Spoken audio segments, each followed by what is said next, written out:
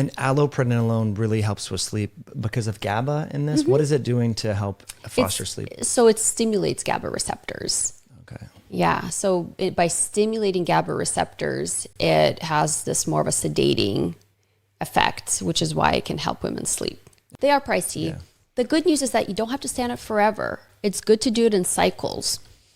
So peptides are awesome because if you do an 8 to 12 week cycle, you can take a little break and you're not going to lose the benefits. That's the awesome part. Testosterone, if you don't apply it, you're not going to get it, right? You're not going to get the benefits.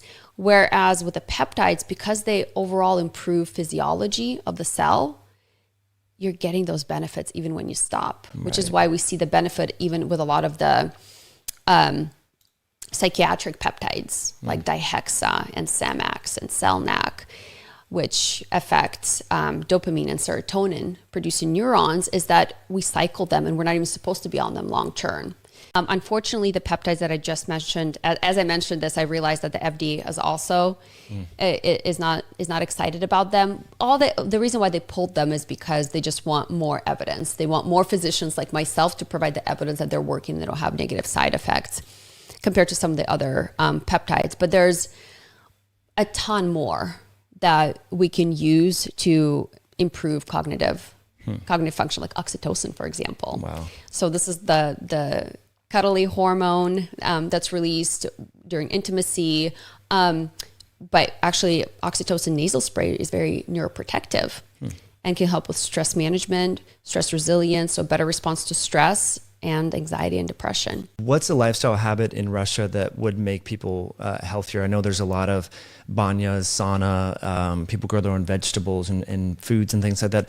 What's a habit or tradition that makes Russians kind of more resilient, would you say? I think two things, probably seasonality. So especially when I was growing up, like we didn't have access to fresh produce year round. So there was seasonality element. We had a lot of fermented vegetables, fermented fruits. And then when it was summertime, that's when you go to the markets and you're getting the grapes and the watermelon and the berries and everything. And a lot of it was actually imported from other countries during that time. But, fermented foods as well. One. Yeah. And in your household, how often are you eating fermented foods? Is this a staple? Daily. I used to have a dairy allergy. Dairy sensitivity. I didn't have a flat out allergy to where I couldn't have it. It would make my skin break out and would affect my digestion. And I took out dairy for probably about 10 years. And I was able to introduce it back in and not have a negative reaction. And so we love our full fat Greek yogurts. We also love our sauerkraut and kimchi. So we do that pretty much on a daily basis.